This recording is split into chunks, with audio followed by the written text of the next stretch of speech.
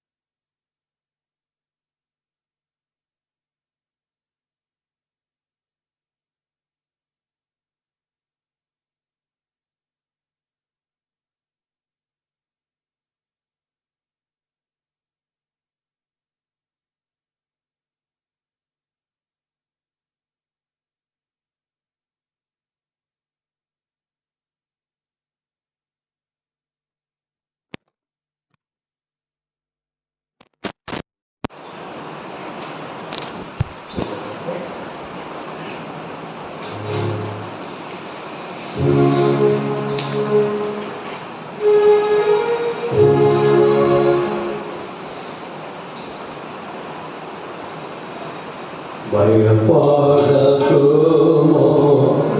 చిన్న మంద దయగల నీ తండ్రి పిలుచుచున్నాడు.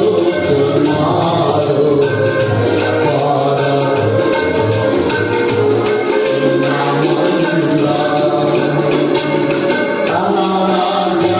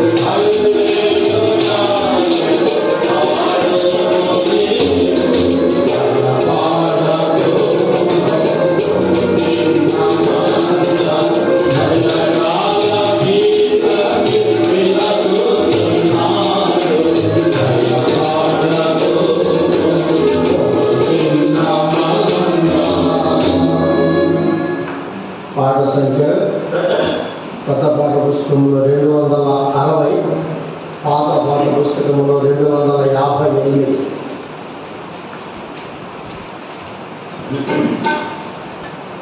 రెండు 258. భయము లేదుగా మనకు, భయము లేదుగా.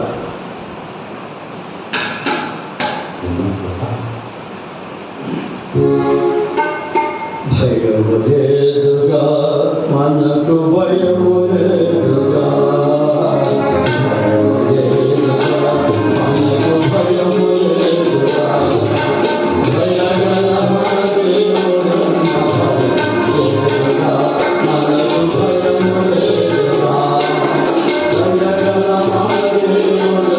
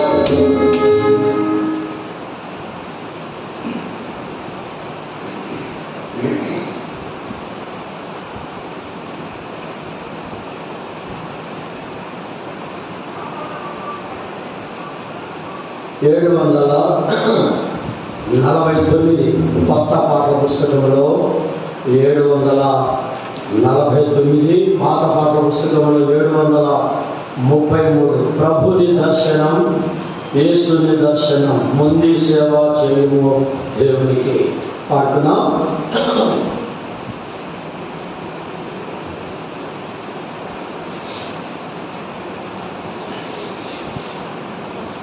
ప్రభుని దర్శనం, యేసుని దర్శనం, ముందు సేవ చేయము దేవునికి.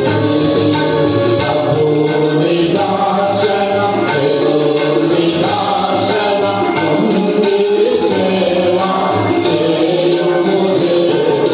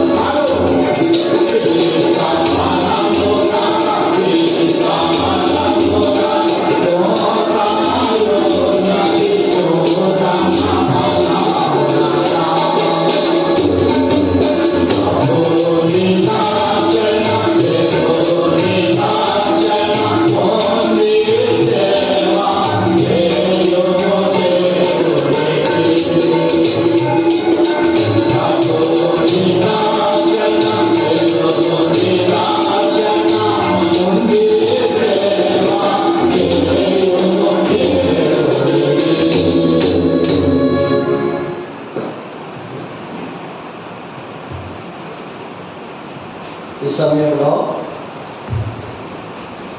సార్వత్రిక సంఘ వాగ్దానం ఏంటి?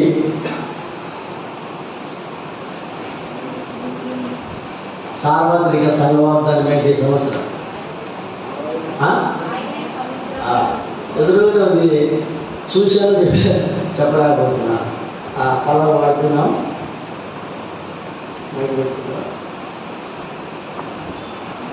ముందు వినండి, తర్వాత నాతో నేను పాడకుండా పాడాలి.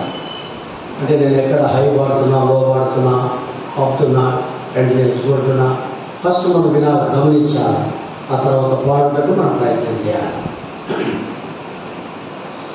ఆయని సముద్రముల ఘోషను, వాటి తరంగముల ఘోషను, అనచువాడు అనచువాడు అనచువాడు అనచువాడు ఆయనకు పాడును ఆపివేయగా, వాటి తరంగములు నమిలిపోయెను. ఆయనకు పాడును ఆపివేయగా, వాటి తరంగములు నమిలిపోయెను.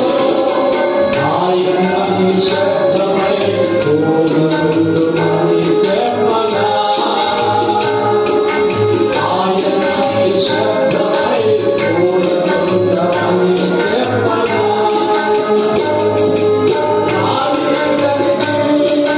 మిక్కిలి బలమాయెను, మిక్కిలి బలమాయెను.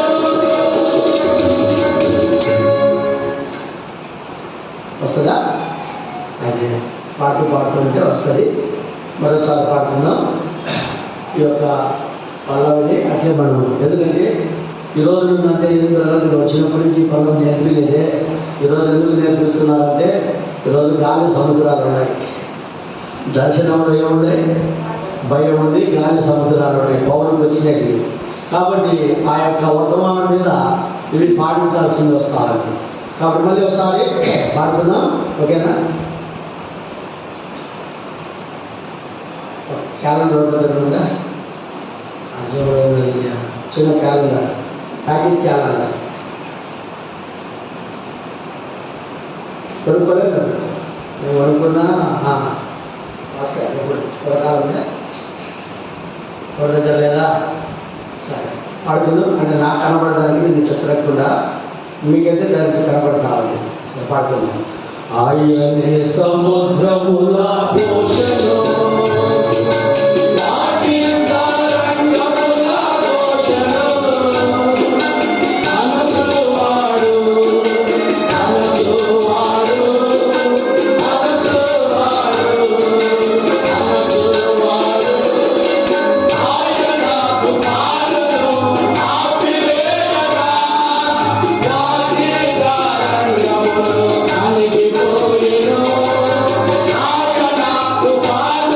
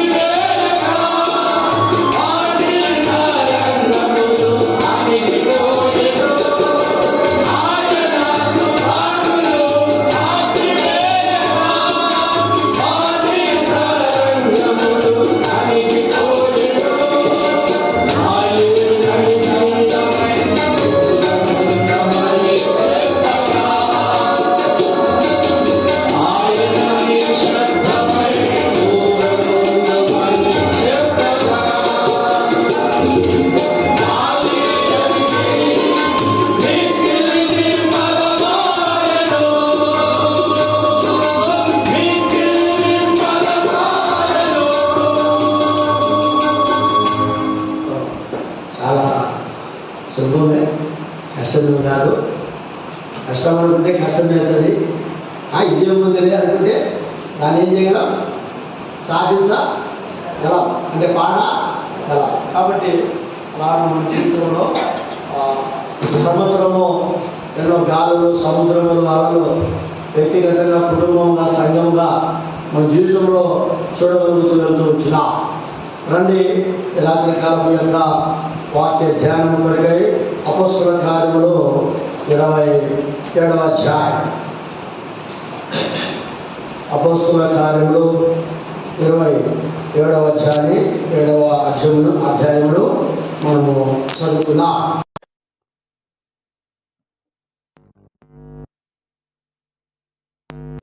27వ అధ్యాయం మనం చదువుకుందాం. దయచేసి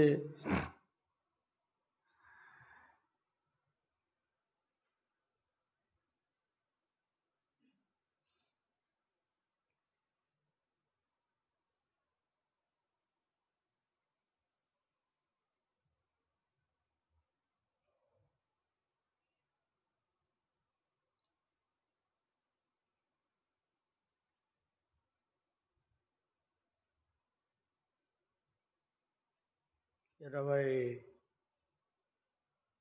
27వ అధ్యాయంలో మనము చదువుకుందాము.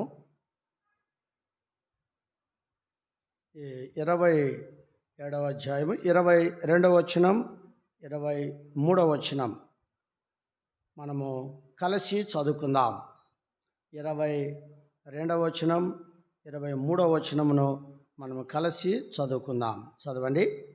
ఇప్పుడైనను ధైర్యమును తెచ్చుకునుడని మిమ్మల్ని వేడుకొనుచున్నాను. ఓడకే గాని మీలో ఎవరికైనా ప్రాణహానము కలగదు. నేను ఎవడి వాడనో, ఎవరిని సేవించుచున్నానో ఆ దేవుని దూత గడిచిన రాత్రి నా యొద్ద నిలిచి, సౌలా భయపడకుము. సౌలానా పౌలానా? పౌలా, కొద్దిగా భయపడకుము అనే మాట మనం చూస్తున్నాం. రండి, ప్రభు సహాయం కొరకై మనం ప్రార్థన చేసుకుందాం. మా ప్రేమగల తండ్రి, పరిశుద్ధుడైన దేవా, దయగలిగిన తండ్రి, నీకెంతో వందనములు, స్తోత్రములు చెల్లిస్తుంటున్నాను. రాత్రికాల సమయంలో పాటల ద్వారా మీ నామముకు తెచ్చుకున్న మహిమనంతటిని బట్టి నిన్ను స్తుతించి ఆరాధించి గణపరుస్తుంటున్నాం. దాని మధ్య ఇంకా మేము చక్కగా ప్రభా పాటలు పాడుటకు ప్రభా మాకు నేర్పించండి. పాటల ద్వారా మీ నామమును ఎంతైనా మహిమ, వాక్య ధ్యానము కొరకే మేము వచ్చి ఉంటుండగా మాతో మాట్లాడండి. మీ స్వరం మాకు వినిపించండి. వచ్చిన బిడ్డలను బట్టి స్తుతిస్తున్నాం. రావలసిన వారిని సకాలములో నడిపించు. జీవితములను సరిచేసి చక్కచేసి నీవు ఆశించినట్లుగా, కోరినట్లుగా ఆత్మ సంబంధమైన మందిరముగా మమ్మలను కట్టండి. దర్శనము యొక్క అర్థమేమిటో మాతో మాట్లాడుతురండి. నీ దాసుడు నిష్ప్రయోజకమైన దాసుడు, వట్టివాడు, మట్టివాడు, అజ్ఞానుడు, అపాత్రుడు, ఎన్నిక లేనివాడు. కృపలో నీ దాసుని మీ రక్త ప్రోక్షణ కిందికి తీసుకుని వస్తుండగా కడిగి శుద్ధి చేసి నీ పునరుద్ధానపు యొక్క శక్తితో నింపమని, ఘనత, మహిమ, స్తుతి, ప్రభావములు మీకే కలుగునుగా కానీ ప్రార్థిస్తూ యేసుక్రీస్తు నామములో అడిగి వేడుకొంచున్నాము తండ్రి, ఆమేన్. రాత్రికాల సమయంలో దర్శనమును గురించి మనము వాక్యమును చూసుకుంటూ వస్తూ ఉంటున్నాము. అయితే అపోస్తుల కార్యములో మనము చూస్తూ వచ్చినట్లయితే చెప్తూ వచ్చినాడు కదా, అగ్రప రాజా, ఆకాశము నుండి కలిగిన ఆ దర్శనమునకు నేను అవిధేయుడను కాక అనే మాటను మనము చూడగలుగుతూ వస్తున్నాం. రండి, ఆ మాట మనము చదువుకుందాం. ఎక్కడ చెప్పండి ఆ మాట? 26:19 చదువుదాం అందరం. ఆ మాట చదవండి. 26:19 కలిసి. కాబట్టి అగ్రిప రాజా, ఆకాశము నుండి కలిగిన ఆ దర్శనమునకు నేను అవిధేయుడను కాక అనే మాటను మనము చూస్తుంటున్నాం. కాబట్టి దేవుని బిడ్డలారా, రక్షణ పొందిన మనకు అంటే ఆరంభంలోనే మీకు చెప్తూ వచ్చాను, ఒక ఇల్లు కట్టాలంటే ఆ ఇంటికి ఏం కావాలా? ప్లాన్ కావాలా. ఆ ప్లాన్ మీదనే ఆ ఇల్లు కట్టబడుతుంది అనేది మనం చూస్తూ ఉంటున్నాం. అలాగనే రక్షణ పొందిన మనకు, దేవుని బిడ్డలైన మనకు అది ఒక దర్శనం అనేది ఎంతైనా అవసరమని బైబిల్ గ్రంథములో పౌలుకు దేవుడు ఆ దర్శనమును ఇచ్చిన దానిని మనము చూస్తూ, అలాగనే దైవజనుడు బక్సింగ్ అంకులకు ఇచ్చిన ఆ దర్శనమును గూర్చి మనము దేవుని యొక్క వాక్యములో పోల్చుకుంటూ అనేక రీతులుగా మనము నేర్చుకుంటూ వస్తూ ఉంటున్నాం. దర్శనం అంటే మొదటిదిగా ఏంది చెప్పండి?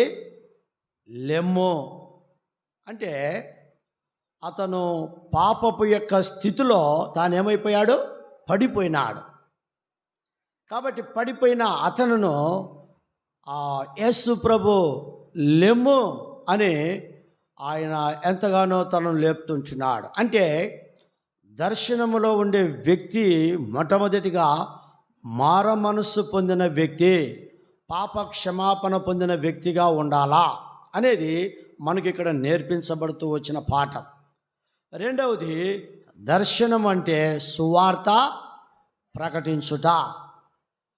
చూడండి, ఒక వ్యక్తి రక్షణ పొందిన తర్వాత, మారు మనసు పొందిన తర్వాత ఆ వ్యక్తి తన జీవితంలో ఏం చేయాలా? సువార్త ప్రకటించాలా. యేసు ప్రభుల వారు కూడా అనేక చోట్ల ఏం ప్రకటించాడు? సువార్త ప్రకటించాడు. తర్వాత ఆయన శిష్యులు ప్రకటిస్తూ వచ్చినారు. తర్వాత పౌలు రక్షణ పొందిన తర్వాత, మారు మనసు పొందిన తర్వాత, దర్శనమును పొందిన తర్వాత ఆయన స్వార్థ ప్రకటించేవాడుగా ఉన్నాడు. దైవజనుడు బక్సింగ్ అంకులు కూడా సువార్త అనేది ఆయన ద్వారానే ప్రపంచములో వ్యాపించబడుతూ వచ్చింది, ప్రకటింపబడుతూ వచ్చినట్లుగా మనము చూడగలుగుతూ వస్తుంటున్నాం. మూడవది, దర్శనం అంటే ఏంది? దేవునితో మాట్లాడుట. అంటే దేవుని గురించి మనం మాట్లాడాలా, మౌనముగా ఉండకూడదు.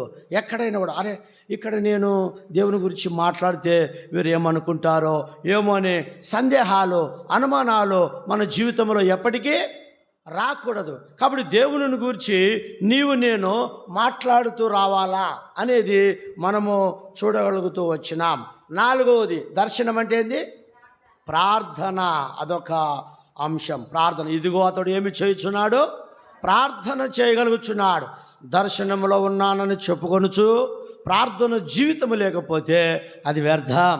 కాబట్టి దైవజనుడు బక్సింగ్ అంకులు ఎంతో ప్రార్థన పరుడు. బైబిల్లో పౌలు కూడా ఎంతో ప్రార్థన పరుడు. కాబట్టి మన జీవితంలో మనము ప్రార్థన పరులముగా ఉండాలా అనేది దర్శనము మనకు నేర్పిస్తుంటుంది. ఐదవది, వెరీ గుడ్, దర్శనం అంటే ఏంది? సాక్ష్యమునిచ్చుట, లేకుంటే సాక్ష్యమును కలిగి జీవించుట అనే దాని గురించి పోయిన బేస్తవారము మనం చూడగలుగుతూ వచ్చి ఉంటున్నాం.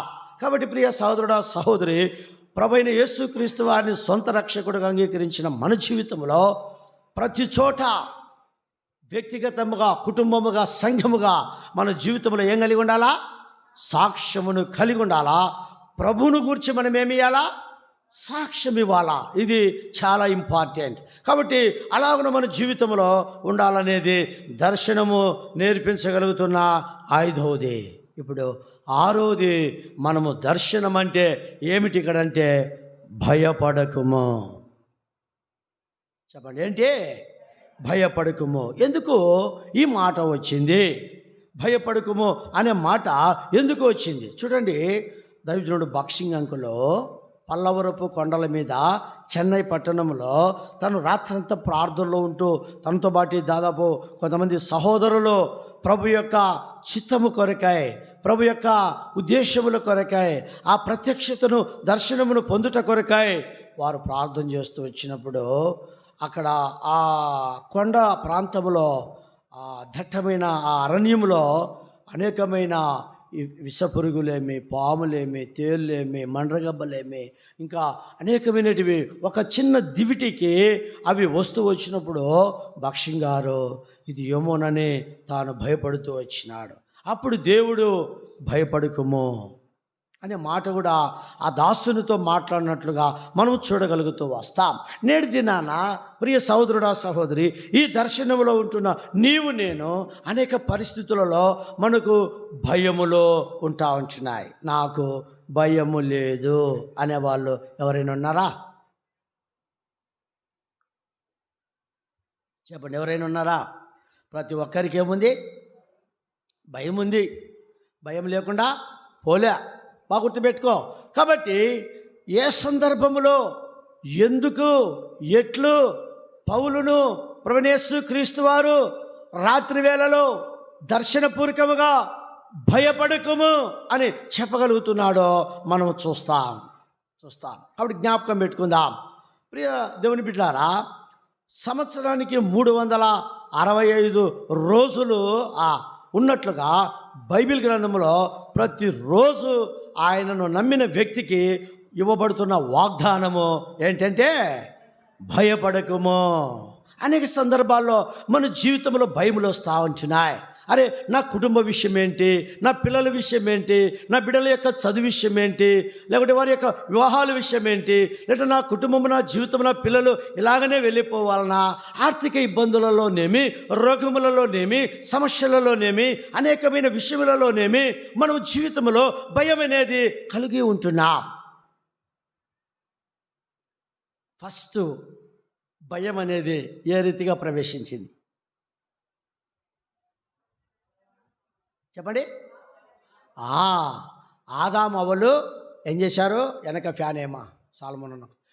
ఆదాము అవ్వలు దేవుని ఆజ్ఞను అతిక్రమించారు. 1, 2 కాదు.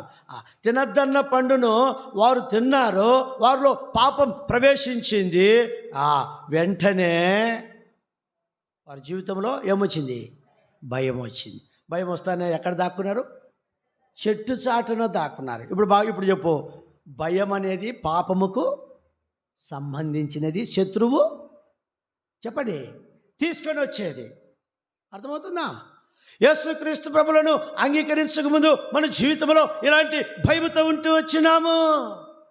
యేసు ప్రభు నమ్మిన తర్వాత భయం ఎందుకు? కానీ ఏమవుతున్నాం? భయపడుతున్నాం. అయితే ఇక్కడ పౌలు భయపడినాడు అని రాయబడేలా మాట. పౌలు వెళుతున్న ఆ సందర్భం ఏందో అక్కడ మనము చూడగలుగుతాం.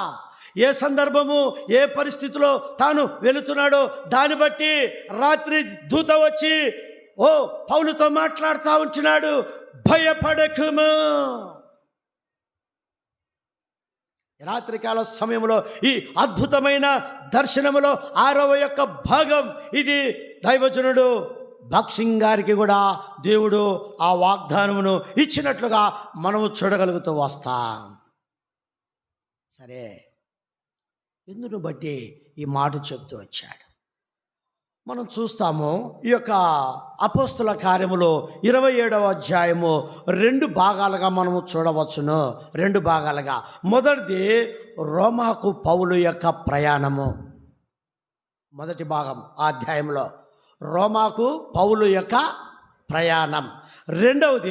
రెండవ భాగం ఏంటంటే ఓడ అపాయములో వెళుతున్న దానిని గూర్చిన యొక్క హెచ్చరిక. ఓడలో ప్రయాణం చేస్తున్నారు, అపాయమును గూర్చిన హెచ్చరిక. కాబట్టి అపోస్తుల కార్యములు 27వ అధ్యాయము ఈ 2 భాగాలుగా ఈ వచనాలు మనకు చూపించబడుతూ వచ్చినాయి. బాగా గుర్తుపెట్టుకుందాం.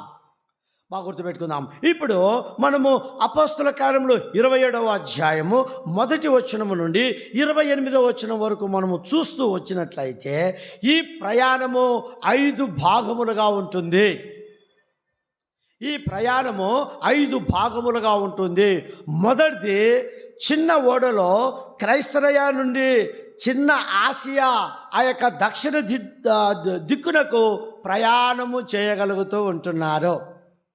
బాగా గుర్తుపెట్టుకోండి. మొదటిది, చిన్న ఓడలో క్రైస్తరయ నుండి చిన్న ఆసియా దక్షిణ ఆ తీరమునకు వారు ప్రయాణం చేశారు. అది మొదటిది. రెండవది అలక్ష్యం. ఆయన పెద్ద ఒక ఓడ ఆ ప్రయాణము తాను చేయగలుగుతూ వస్తుంటున్నాడు. ఎక్కడి నుండి అంటే ఐగుప్తు నుండి రోముకు తను ప్రయాణం చేయగలుగుతుంటున్నాడు. అలెగ్జాంద్రియా అనే ఒక పెద్ద ఓడ ఏంటంటే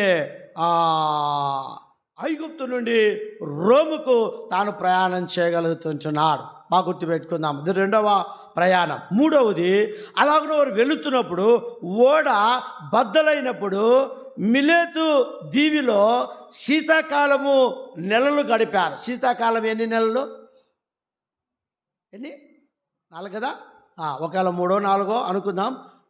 కాబట్టి 4 నెలలు వారు అలాగనే దానిలోనే ఆ ప్రయాణంలో వారు ఉంటూ వచ్చారు. ఆ ప్రయాణంలో ఇదొక భాగం. 4వది, మళ్ళా ఆ 4 నెలలు అయిపోయిన తర్వాత మరలా ఓడెక్కి మిలేతు నుండి ఇటలీకి ప్రయాణం చేశారు. మిలేతు నుండి ఇటలీకి ప్రయాణం చేశారు. ఇది 4వ ప్రయాణం, మిలేతు నుండి ఇటలీకి చేసిన ప్రయాణం. మరలా 5వది పుత్రియోలి నుండి రోము పట్టణమునకు ప్రయాణం. చరిత్రలో పౌలు ఆ ఓడలో వెళుతున్నప్పుడు 5 ప్రయాణాలను గురించి రాయబడుతూ వచ్చి, సో ఇట్లా వారు ప్రయాణమై వెళుతున్నారు. ఆ ఓడలో పౌలు కూడా ఉన్నాడు. ఆ ఓడలో ఖైదీలు ఉన్నారు. ఆ ఓడలో ఇంకా అనేక మంది, దాదాపు 200 మందికి పైన ఉన్నట్లుగా రాస్తూ వచ్చినారు. బాగా గుర్తుపెట్టుకోండి. ఎందుకంటే బైబిల్ స్టడీలో మీకు ఇది ఎట్లా అనేది అర్థమయ్యేదానికి మీకు చెప్పగలుగుతూ వస్తుంటున్నాం. కాబట్టి దేవుని బిడ్డలారా, ఇలాగన వారు వెళుతూ వస్తున్న సందర్భంలో మనము వాక్యం చూసినట్లయితే 13, 14, 15, 16 రండి. అపోస్తుల కార్యములో 27 చదవండి. 13 మరియు దక్షిణపు గాలి మెల్లగా విసురుచుండగా వారు తమ ఆలోచన సమకూడినదని తలంచి లంగర్లెత్తి క్రేతుదరిని ఓడ నడిపించిరి. కొంచెము సేపైన తర్వాత ఊరోకులోను అను పెనుగాలి రేతు మీద నుండి విసిరెను. దానిలో ఓడ చిక్కుకొని గాలికి ఎదురు నడవలేకపోయినందున ఎదురు నడిపించుట మాని గాలికి కొట్టుకొని పోతిమే. బాగా గుర్తుపెట్టుకుందాం. ఇప్పుడు వీరు ప్రయాణము చేయగలుగుతూ వస్తున్నప్పుడు అక్కడ పెనుగాలి, పెద్ద గాలి ఏర్పడింది. ఓడ ఏమవుతుంది? తల్లుకిందులైతా ఉంది. తర్వాత ఆ పరిస్థితి చాలా భయంకరంగా ఉంది. సో వారు అట్లా ఉన్నప్పుడు కేకలేసిండరా? కేకలేస్తారా? కేకలేస్తూ ఉండవచ్చు, రొమ్ము బాదుకుంటూ ఉండవచ్చు, అరుపులు ఉండవచ్చు, ఎన్నెన్నో ఉంటాయి. ఇలాగున వారు జీవితంలో ప్రయాణములో వారు కొట్టుమిట్టాడుతూ వారు జీవితంలో వెళుతుంటున్నారు. బాగా గుర్తుపెట్టుకుందాం. వెళుతూ ఉన్నారు. తర్వాత వారు సామాన్లు ఏమైతే ఉన్నాయో అవన్నీ ఏం చేసినారు? తీసి చెప్పండి, సముద్రంలో పడవేసి. ఏమైనా తేలికైతుందేమో, మనం బ్రతుకుతామేమో అని వారి దగ్గర ఏమేమి ఉన్నాయో తీసుకుని వెళ్ళినట్టు వాటన్నిటినీ వారు పడేస్తూ వచ్చినారు. పౌలు ముందే చెప్పాడు. ఏం చెప్పాడు? అయ్యా, మనము ఇట్లు వెళ్ళొద్దు, ఇదిగో ఇట్లా వెళ్ళాలా అని చెప్తే దైవజనుడైన పౌలు మాట వారు వినలే. ఎక్కడ చెప్పాడు? 10వ వచనం చదవండి. అప్పుడు పౌలు, అయ్యలారా, ఈ ప్రయాణము వలన సరుకులను ఓడను మాత్రమే కాక మన ప్రాణములను కూడా హానియు బహు నష్టమును కలుగున్నట్లు నాకు తోచుచున్నదని చెప్పి వారిని హెచ్చరించాను. చూడండి, ముందు ఈ గాలి, పెనుగాలి, లేదంటే ఈ తుఫాను, ఇలాంటి పరిస్థితులు రాకముందు దైవజనుడు ముందు ఏం చేస్తున్నాడు? హెచ్చరిస్తుంటున్నాడు. ఈయన పెద్ద బోధకుడయా అంటే ఈడేంది పెద్ద చెప్పేది, మనం ఎన్ని ప్రయాణాలు చేయాలా. నేను కూడా ప్రభు కృప వలన 2 ఆశలు ఉన్నాయి, 2 ఆశలు నెరవేర్చబడినాయి. ఒకటి ఓడలో ప్రయాణము, రెండోది ఫ్లైట్లో ప్రయాణము. ఆ 2 పోయి వచ్చిన ప్రభు కృప వల్ల. బాంబేకి నేను క్రిస్మస్ నుంచి జనవరి పరిచయకి వెళ్ళినప్పుడు ఇండియా గేట్ దగ్గరికి వెళ్ళి నేను ఓడలో ప్రయాణం చేస్తూ వచ్చిన. రెండవది ఫ్లైట్లో ప్రయాణం చేస్తూ ప్రభు నాకు అనుగ్రహిస్తూ వచ్చినాడు. ఒకటి ఢిల్లీకి వెళ్తూ వచ్చాను, ఒకటి హైదరాబాద్ నుండి తిరిగి కడపకు వస్తూ వచ్చాను. దేవుని బిడ్డలారా, అలాగనే మన జీవితంలో చూడండి, ఈ పౌలు దేవుని ద్వారా తను పొందినాడో ఏమో, దేవుడు తనకు మాట్లాడుతూ వచ్చినాడో ఏమో, చెప్పగలుగుతూ వచ్చినాడు, వారిని హెచ్చరిస్తూ వచ్చినారు. ఆయన మాటలు లెక్క చేయకుండా వారు వెళ్ళారు. వెళ్ళిన తర్వాత ఏమొచ్చింది చెప్పండి, ఏమొచ్చింది? ప్రాణాపాయం వచ్చింది. పెద్ద గాలి వచ్చింది, పెనుగాలి వచ్చింది, వారి మీద కొట్టబోతా ఉంది. ఎంతో పడబోతున్నారు. గాలికి ఎన్నెన్నో ప్రయత్నాలు చేయగలుగుతున్నారు. ఆ నుంచి లంగర్లు వేసి కడతా ఉన్నారు, వాటి వల్ల కాడం లేదు. మిక్కిలి పెద్ద గాలి. ఎన్నో వచనం? 18వ వచనం చదవండి. మిక్కిలి పెద్ద గాలి కొట్టుచున్నందున మరునాడు సరుకులు పారవేయ సాగిరి.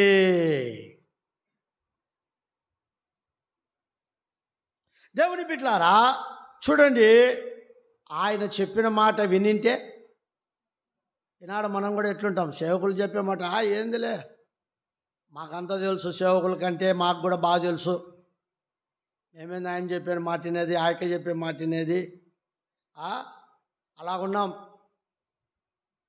జరిగిన తర్వాత ఏమంటున్నాడు మళ్ళా పౌలు? చూడండి, చదవండి 20-21. 3వ దినమున 19, తమ చేతులారా ఓడ సామాగ్రిని పారవేసిరి. కొన్ని దినములు సూర్యుడైనను నక్షత్రములైనను కనబడక పెద్ద గాలి మా మీద కొట్టినందున ప్రాణములతో తప్పించుకుందామని ఆశ బొత్తిగా పోయిను. వారు బహుకాలము భోజనము లేక ఉన్నందున పౌలు వారి మధ్య నిలిచి, అయ్యలారా, ఏమంటున్నాడు? మీరు నా మాట విని క్రేతు నుండి బయలుదేరకయే ఉండవలసినది.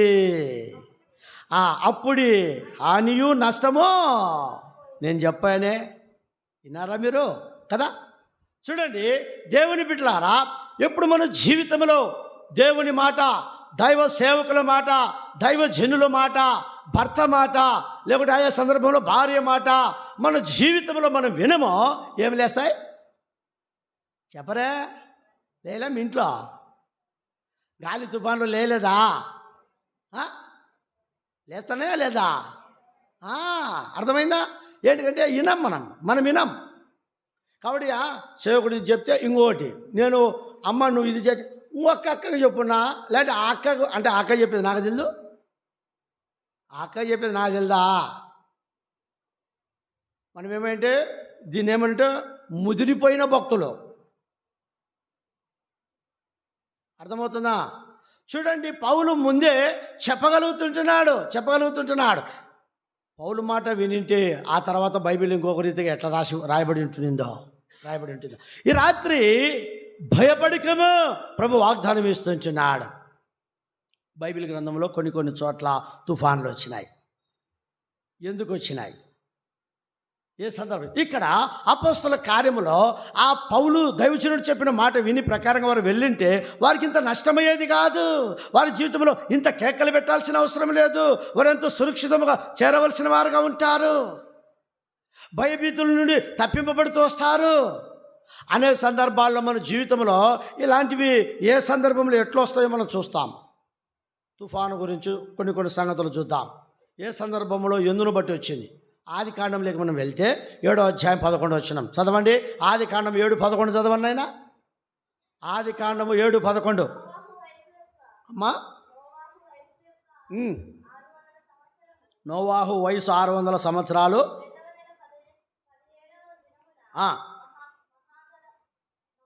ఏం తప్పులు చదువుతున్నావు ఈరోజు? బాగా బైబిల్ చదివా లేదా? ఉదయకాలము 2వ నెల 17వ దినమున మహాగాధ జలముల ఊటలన్నీ ఆ దినమందే వినబడను.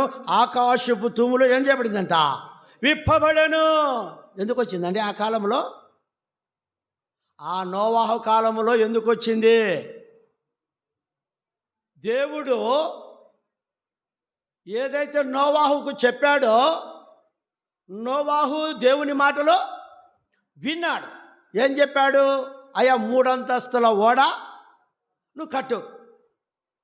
3 అంతస్తుల ఓడ చెప్పరే నువ్వు. నోవాహు ఏమన్నా దేవునికి ఎదురు చెప్పాడా? ఏం ప్రభా నీకేమన్నా తిక్కా దేవుడా? ఏమన్నా 1 అంతస్తు అంటే ఏదో సర్లే 3 అంతస్తుల ఓడంట ముసులోని నా కొడుకులు నా మాట వింటారో వినరో, ఈ పని నేను ఎట్లా చేయాలా? ఇది నేను కట్టను, 1 అయితే కడతా, 3 అయితే కట్టలేను అని ఏమన్నా చెప్పాడా? అట్లుందా బైబిల్లో? మరి ఈనాడు మనం సేవకులకి ఏం చెప్తాం? మనమే ఇస్తుంటాం. సేవకుడు సేవకుడు చెప్పకపోతే మనమే లేకుంటే చెప్పిన తర్వాత లోబడే విధానం ఉండదు. బాగా గుర్తుపెట్టుకోండి, ఉండదు. అర్థమవుతుంది. అంటే ఒక వ్యక్తి ఎలాంటి వాడు అనేది మనకి తెలియాలంటే ఆ వ్యక్తికి ఏమి ఇచ్చి చూడాలంట? ఒక బుక్ రాశారు, దాని మీద అధికారం ఇచ్చి చూడాలంట. అప్పుడు తెలుస్తుంది ఆ వ్యక్తి ఎలాంటి వాడు. అంత బయటపడతా వస్తుంటుందంట. బాగా గుర్తుపెట్టుకుందాం. ఇప్పుడు నోవాహు కాలంలో ఎందుకు దేశం మీదకి ప్రజలను ఒక్కరిని కూడా బ్రతకనీయకుండా నిర్మూలమైతూ వచ్చిందంటే, వారి దగ్గరికి వెళ్ళకముందు దేవుడు చెప్పినట్లు నోవాహు ఏమన్నాడు? ఒక మాట చదవండి, 22వ వచనం, ఆదికాండము 6:22 చదవండి. నోవాహు అట్లు చేశాను, దేవుడు అతనికి ఆజ్ఞాపించిన ప్రకారం యావత్తు చేశాను. చేశాడు. ఏం చెప్పలే, ఏం సాకులు? అయ్యా నువ్వు 3 అంతస్తులు చేయమన్నావు కదా, 3 అంతస్తులు చేస్తా. ఇక్కడ కిటికీ పెట్టమన్నావు కదా, ఇక్కడ కిటికీ పెడతా. ఇక్కడ ద్వారం పెట్టమన్నావు కదా, ఇక్కడ ద్వారం పెడతా. ఇక్కడ ఇట్లా చేయమన్నావు కదా, నేను ఇట్లా చేస్తా. అర్థమైందా? అయితే ఇంకొక మాట చెప్పాడు. ఏం చెప్పాడు?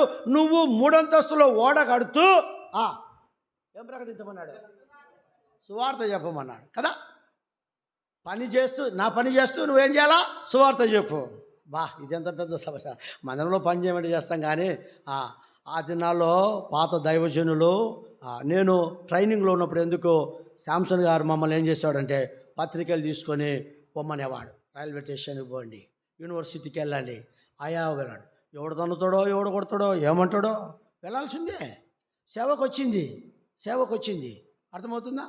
దేవుని బిడ్డలారా, అట్లా మన జీవితంలో జ్ఞాపకం చేసుకో. ఇప్పుడు నోవాహు ఏం చెప్తున్నాడు?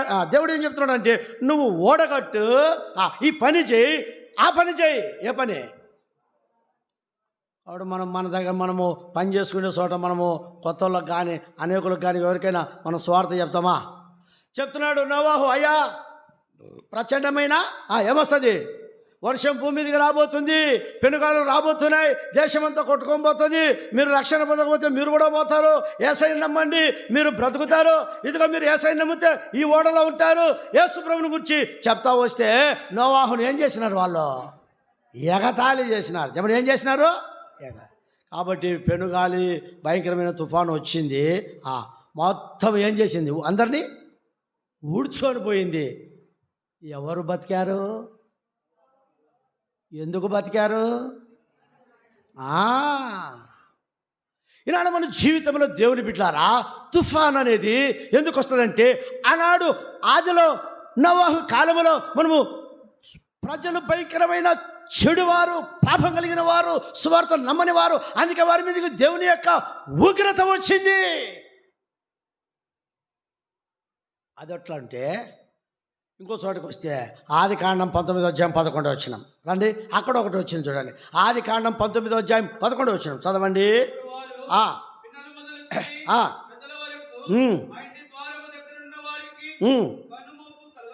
14వ వచనం.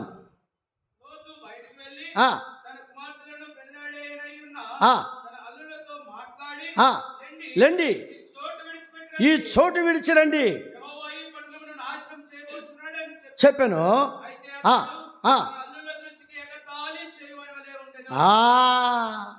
దేవుని బిడ్డలారా, ఇక్కడ మనము చూడగలుగుతూ వస్తే, కాబట్టి దేవుడు తన దూతలను పంపాడు.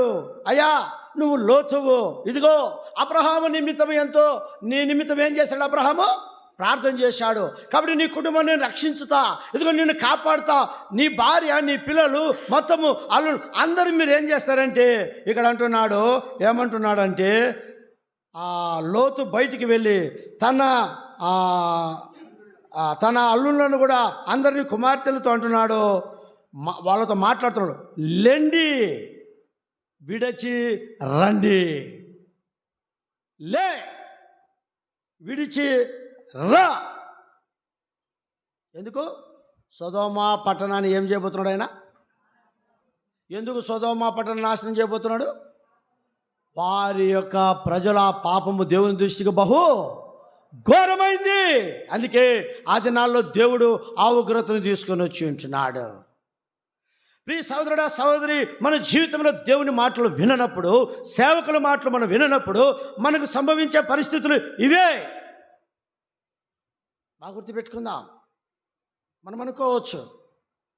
కాబట్టి ఆనాడు పౌలు చెప్పిన మాటలు ఏందో వారు లక్ష్యముంచి ఉంటే, ఆయన హెచ్చరికను తీసుకుని ఉంటే అది వచ్చిండేది కాదు అంటే అన్నాడు. నేను చెప్తే నా మాట మీరు విన్నారా? ఈ రాత్రి ప్రియ సహోదరుడా, సహోదరి, జ్ఞాపకం చేసుకుందాం. బైబిల్ గ్రంథంలో ఇట్లు చెప్పుకుంటూ పోతే ఎన్నో ఉన్నాయి. అర్థమైందా? ఎన్నో ఉన్నాయి. యోబు దగ్గరికి వస్తే యోబు జీవితంలో కూడా ఏమొచ్చింది? రండి, మొదటి అధ్యాయం 19వ వచనం. యోబు గ్రంథం 1వ అధ్యాయం 19వ వచనం. పెద్ద గొప్ప సుడిగాలి అరణ్య మార్గమున వచ్చి ఆ ఇంటి 4 మూలలను కొట్టగా పడినందున చనిపోయిరి. బాబా, ఈ వార్త యోబుకు చెప్తే ఒక్క కొడుకు చచ్చిపోతేనే ఎట్టుంటాం మనం? తేలుకోవాలంటే, తెప్పరిల్లాలంటే, ఆదరించబడాలంటే, ధైర్యపరచబడాలంటే ఎంతో పడుతుంది. ఉన్న అందరూ కొడుకులు మొత్తము పోయిరి, కూతుర్లు పోయిరి, పిల్లలంతా పోయిరి. ప్రియ సహోదరుడా, సహోదరి, ఇక్కడ ఎందుకు ఇది ఇలాగున వచ్చిందంటే, ఒకవేళ యోబు ఒక మాట అంటూ వచ్చినాడు, నా పిల్లలు అరుణోదయమును లేచి యోబు తన పిల్లల కొరకు ఏం చేస్తున్నాడు? ప్రార్థన చేస్తాను. ఎందుకు చేస్తున్నాడు? వారు ఒకవేళ ఏమైనా పాపము చేస్తున్నారేమోనని అరుణోదయం లేచి ప్రార్థన చేస్తే కాక బలులను అర్పిస్తూ వచ్చినాడు. అయితే ఇక్కడ ఇంకొకటి, ఇది పరీక్ష కొరకై, టెస్టింగ్ కొరకై, తన ఆత్మీయ యొక్క జీవితమును ప్రభువులో ఎట్లుంటాడోనని దాని పరిస్థితిని బట్టి తీసుకొని వచ్చి ఉండవచ్చునని నేను అనుకుంటా ఉంటున్నాను. దేవుని బిడ్డలారా, అయితే దీన్ని బట్టి మనం చూస్తే మళ్ళా ఆఖరిలో అదే కొడుకులను కూతుర్లను డబల్గా ఇచ్చినాడా లేదా? టెస్టింగ్ కొరకే వస్తాయి కొన్ని తుఫాన్లు. ప్రభులో మనం యథార్థంగా ఉన్నామా? ప్రభులో మనం నీతిగా ఉన్నామా? ప్రభులో మనం భయభక్తులు కలిగి ఉంటున్నామా? ప్రభులో మనం న్యాయంగా ఉంటున్నామా? ఇలా ఆత్మీయతలో ఉన్నప్పుడు కొన్ని తుఫాన్లు వస్తాయి. గుర్తుపెట్టుకుందాం. మన జీవితాన్ని ఇతరులకు ఒక మాదిరికరంగా, ఇతరుల యొక్క మోడల్గా ఉండుటకై వస్తాయి. ఇప్పుడు చూడండి, ఇలాంటి పరిస్థితులు వచ్చినప్పుడు మనము ఎవరిని జ్ఞాపకం చేసుకోవాలా? యోబుని జ్ఞాపకం చేసుకోవాలా? యోబు లాంటి వస్తాయి ఎప్పుడైనా మన జీవితంలో? వచ్చినాయా? ఎప్పుడు రావు కూడా. ఏదో చిన్న దానిలోకి మనం ఏమవుతాం? ఉలిక్కి పడతా ఉంటాం, భయపడతా ఉంటాం. ఈ రాత్రికాల సమయంలో ప్రియ సోదరుడా, సోదరి, జ్ఞాపకం చేసుకో, ఇటు వస్తా ఉంటున్నాయి. యోనా కాడికి పోదాం. యోనా అందరి గురించి మీకు తెలుసు. 1వ అధ్యాయం 4వ వచనం. దేవుడు చెప్పింది ఒకటైతే చదువునైనా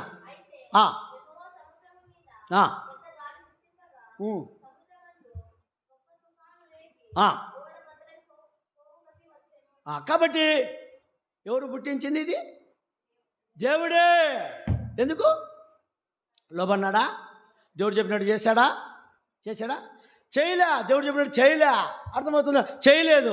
రాత్రికాల సమయంలో జ్ఞాపకం పెట్టుకో, ఎక్కడ అవిధేయత చెబుతున్నాం, ఎక్కడ లోబడట్లేదు, ఎక్కడ చెప్పిన మాట వినట్లేదు, మన సొంత తలంపులు, మన ఆలోచనలు, మన ప్రణాళికలు, మన ఉద్దేశాల ప్రకారంగా వెళ్తున్నాము చూడు.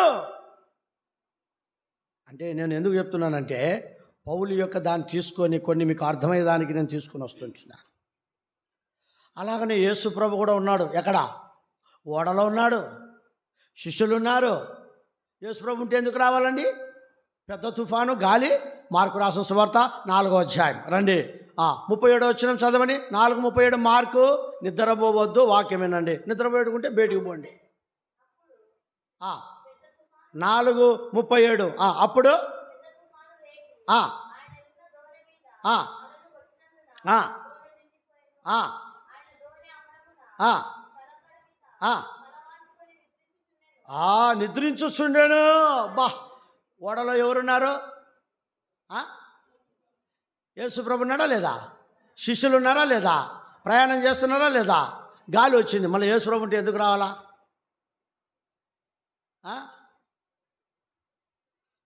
అందుకే పాట పాడతారు, చిన్ని నావనాది సాగిపోవుచున్నది లోకమనే సముద్రములో, ఈ లోకమనే సముద్రములో కొట్టు. చిన్ని నావనాది సాగిపోవుచున్నది లోకమనే సముద్రములో, ఈ లోకమనే అలలు పైకి లేచిన గాలి విసిరి కొట్టిన, అలలు పైకి లేచిన నా నావలో యేసు ఉన్నాడు,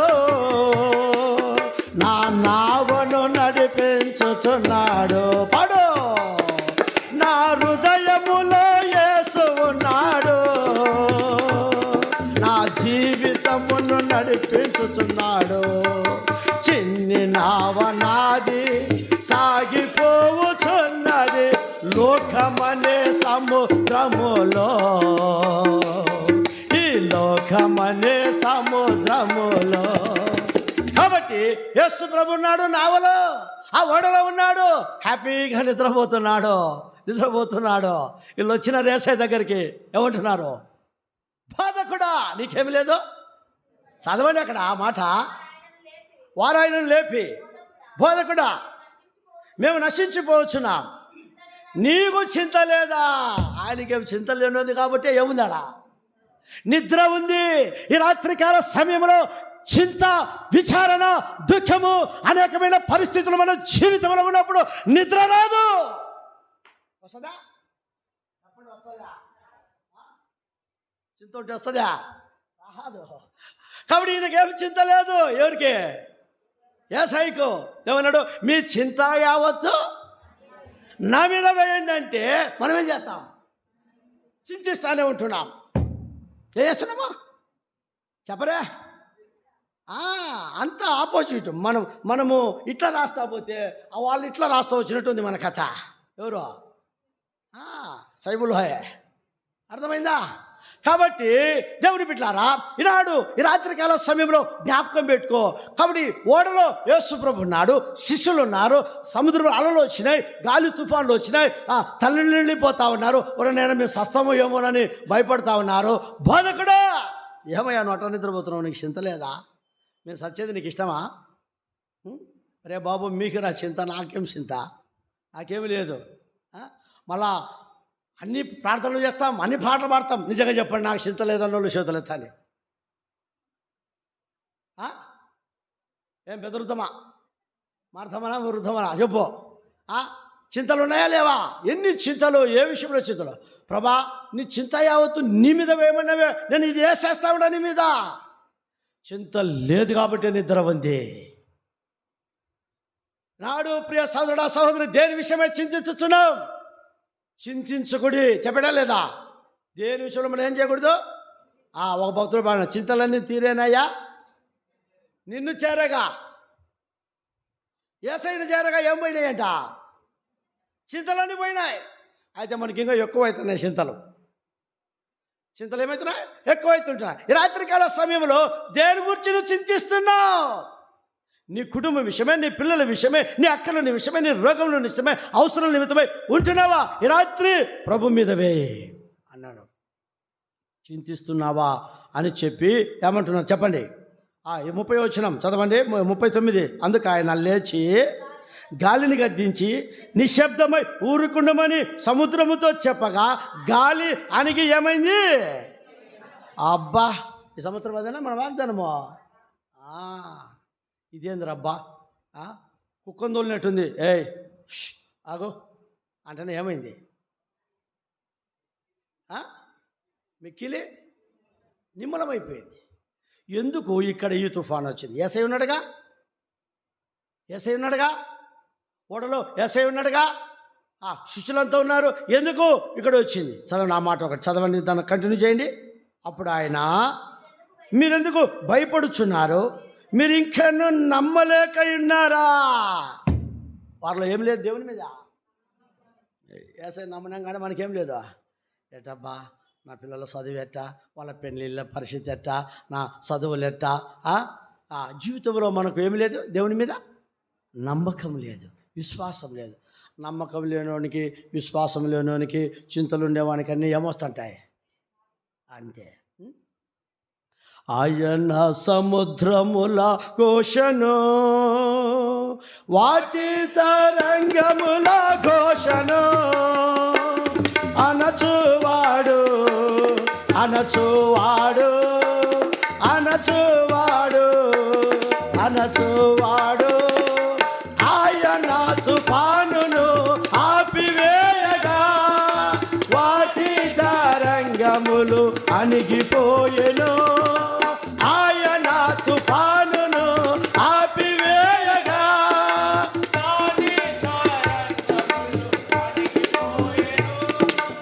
ఆయన నిశ్శబ్దమై ఊరకుండుమని చెప్పగా,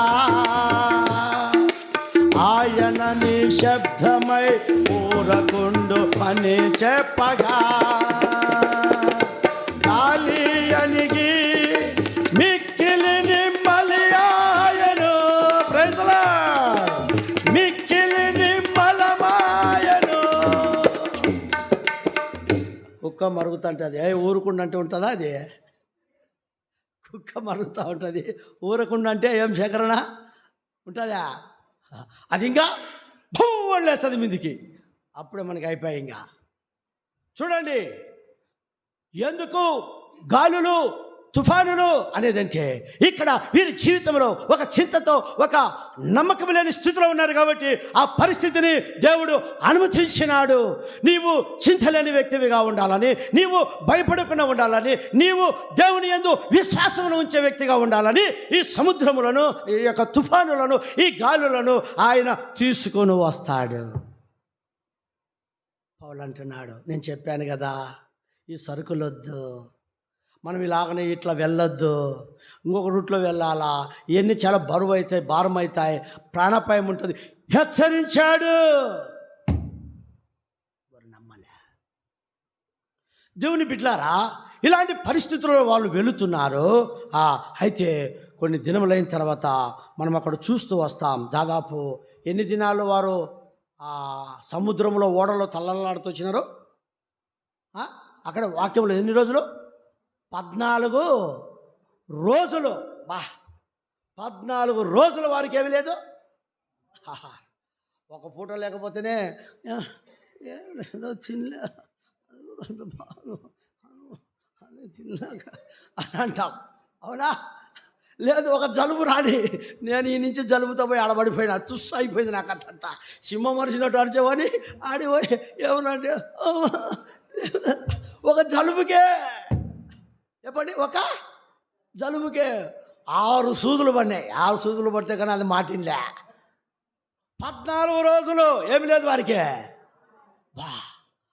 ఎంత భయభీతులలో ఉన్నారు, ఆ కేకలతో ఉన్నారు, అపాయంలో ఉన్నారు, నీళ్లు లేవు, ఆహారం లేదు, తల్లడిల్లుతా ఉన్నారు. దేవుని బిడ్డలారా చూడండి, ఇలాంటి పరిస్థితులలో గొప్ప దేవుడు వారిని ఏం చేస్తున్నాడు? ఒక అద్భుతమైన మాట అంటున్నాడు. రండి అపొస్తలుల కార్యములు 27వ అధ్యాయంలోకి వచ్చినట్టయితే ఏమంటున్నాడంటే 22వ వచనం చదవండి. ఇప్పుడైనను ధైర్యము తెచ్చుకొనుడి. పౌలు చెప్తున్నాడు, అదే నేను చెప్తే నువ్వు వినలే, అందుకే నీకేమైంది? ఇట్లాంటి సేవకులు కూడా ఉండరు. ఏమైంది నీకు? అట్లనే పౌలు అన్నాడా? చెప్పాడు. ఏమంటున్నాడు? ధైర్యము తెచ్చుకొనుడి. వారిని ధైర్యపరుస్తున్నాడు, వారికి అభయం ఇస్తుంటున్నాడు. 3 సార్లు అంటాడు. ఇంకో మాట 25వ వచనం చెప్పండి, 25 చదవండి. కాబట్టి అయ్యలారా ధైర్యము తెచ్చుకొనుడి. ఇంకొక మాట 36వ వచనం. అప్పుడందరూ ధైర్యం తెచ్చుకొని ఆహారమును పుచ్చుకొనిరి. దేవుని బిడ్డలారా, నేను ఎందుకు ఇదంతా తీసుకుని వచ్చినానంటే, దైవజనుడు బాక్సింగ్ అంకులు ఇలాంటి పరిస్థితుల్లో వెళ్ళాడు. ఆకలితో దాహముతో ఏమీ లేకుండా న్యూస్ పేపరు రైల్వే స్టేషన్లలో పరుచుకొని పడుకున్న దినాలున్నాయి సువార్త చేసి. పౌలు కూడా అంటాడు కదా, నేను ఆకలితోనూ దప్పికతోనూ అనేక విధాలుగా తను వెళ్ళినాడు. కపట సహోదరులను అని చెప్తూ వచ్చినాడు. ఎన్నో పరిస్థితుల ద్వారా పౌలు కూడా ఏమైతే వచ్చినాడు, వెళుతూ వచ్చినాడు. ఈనాడు మన జీవితంలో అలాగనే దైవుడు భక్సింగ్ గారు కూడా, అందుకే నేను చెప్పాను కదా, రాత్రంతా ఆయన కరపత్రికలు పంచి ఆ దినాల్లో పైసా ఛాయ్ కూడా లేదు. కడుపులో అన్నం లేకపోతే నిద్ర పడుతుందా? కడుపు నిండా తింటే ఎక్కడికి పోతాడు? కైలాసంకు పోతాడంట. తక్కువైంది అనుకో లోపల గుడుగుడు అంటాలే, ఏంటి పేగులు కాబట్టి ఏమి రాదు, నిద్ర రాదు. భక్ష్యం గారికి నిద్ర రాలే. పొర్లుతా అంటున్నాడు, ఏం ప్రభా, పగులంతా నీ సువార్త చేసినా కదా, నీ మాట విన్నా కదా, కరపత్రికలు పంచినా కదా, నాకు కనీసం ఒక పైసా ఛాయ్ కూడా లేకుండా. అది కాదు భక్ష్యం, నీకు నేను ఎంతైనా ఇవ్వగలను. ఇది కాదు. ఇప్పుడు లేయి, మిడ్ నైట్ 1 గంట 1:30 2 గంటల సమయంలో లేయి, ఫలాని వేదికల్లో ఇదిగో ఒక వ్యక్తి ఆత్మహత్య చేసుకున్నట్టుకై తను పరిగెత్తా ఉన్నాడు, నువ్వు వెళ్ళు, తనను కలుసుకో అంటే. నేనేం చెప్తున్నా, ఎన్నో దినాలు ఆకలి దప్పులతో వెళ్ళినవాడు, ఎన్నో పరిస్థితుల ద్వారా తను వెళుతూ వచ్చినాడు. అనేకమైన ఆపదలు, అనేకమైన తుఫానులు ప్రభుని అంగీకరించినప్పుడు చూడండి, చెన్నై పట్టణానికి వచ్చినాడు. ఎవరో చిక్కు మతస్థుల నుంచి వచ్చినాడంట. ఆయన చిక్కు ఆయనంట, ఆయనది పంజాబ్ అంట. తర్వాత ప్రజలు కోకళ్ళగా ఆయనను మందిరానికి వెళ్తా ఉన్నారు. అనేక డినామినేషన్ వాళ్ళు కూడా ఏమవుతున్నారు, వెళ్తా ఉన్నారు. చర్చిలన్నీ ఖాళీ అవుతా ఉన్నాయి. ఎవరు ఈ పక్షి పంపించేయాలా? చెన్నైలో నుండి పంపించేయాల. కంకణం కట్టుకున్నారు మద్రాస్ అంతా. ఆ దినాల్లో ఏం చేయాలా ప్రార్థన చేస్తున్నాడు. ప్రభా, ఏంటి పరిస్థితి? భక్సింగ్, కొన్నాళ్ళు నువ్వు పంజాబ్కి వెళ్ళిపో. తిరిగి వారి ఆ పరిస్థితులను బట్టి దైవజనుడు ప్రయాణమైనాడు. రైల్వే స్టేషన్కి పోయేదాన్ని, పలానా రోజున పలానా ట్రైన్కు భక్సింగ్ గారు వెళ్తున్నారు అన్నప్పుడు, భక్సింగ్ గారు ప్లాట్ఫారం మీదకి రాకముందే, స్టేషన్కి రాకముందే ఒక ముఖ్యమంత్రి ప్రధానమంత్రి వస్తే జనాలు ఎట్లా వస్తారు కదా, అట్లా కోకళ్ళగా స్టేషన్లో ఉండరంట. స్టేషన్ మాస్టర్ వాళ్ళంతా, అరే ఎవరు నాయనా, ఎవరు వస్తున్నారు, ఏం కథ, ఈ జనం ఏంది, మాకు ముందు చెప్పలేదే, ఎట కంట్రోల్ చేయాలా, ఏంటి పరిస్థితి అనుకుంటూ వచ్చినారు. భక్సింగ్ గారు వచ్చారు. వస్తే ప్లాట్ఫారం మీదకి పోయేదానికి కూడా స్థలం లేదు. ఏం చేసినట్టు భక్సింగ్ గారిని ఎత్తుకొని కంపార్ట్మెంట్ దగ్గరికి తీసుకొని పోయారు. ఆ కంపార్ట్మెంట్ బాక్స్ దగ్గర తీసుకొని పోయారు. బాక్స్లో ఆ ద్వారం దగ్గర నిలబెట్టారు. భయంకరమైన గోల, ఏడుపు. అయ్యా, నువ్వు వచ్చావు, నీ ద్వారా మేము రక్షణ పొందినాం, ఇప్పుడు నువ్వు వెళ్ళిపోతున్నావు, మా పరిస్థితి ఏంది, మేమేమి కావాలా? అదే ద్వారం దగ్గర నిలబడి భక్సింగ్ గారు, ప్రభా, ఇన్ని వేల మంది, లక్షల మంది ప్రభుని నమ్మినారే, నువ్వు నన్నేమో వెళ్ళమంటున్నావు, ఈ పరిస్థితి ఏంది ప్రభా? అప్పుడు లేవి కాండంలో దేవుడు దైవదాసునికి ఇచ్చినాడు, బలిపీఠం మీద అగ్ని నిత్యము మండుచుండవలెను. భక్సింగ్ గారు బైబిల్ తెరచండి, ప్రభు మాట్లాడుతున్నాడు. ఇదిగో బలిపీఠం మీద అగ్ని నిత్యము మండుచుండవలెను, వెళ్ళండి, మీ ద్వారా ఏం కావాలా? మండాల. ఆనాడు 71లో దేవుడు అద్భుత రీతిగా దేవుడు ఆ ప్రత్యక్షతను, దర్శనమును దైవదాసునికి తీసుకుని వచ్చిన తర్వాత చెన్నై పట్టణము హెబ్రోన్లో పలవరపు కండల మీద రగిలిన ఆ బలిపీఠం మీద ఆ ప్రార్థనాగ్ని నేడు దినం హైదరాబాద్ ప్రపంచంలో నలుమూలల అంతా ఏమైతా ఉంది, రగులుతా వచ్చింది.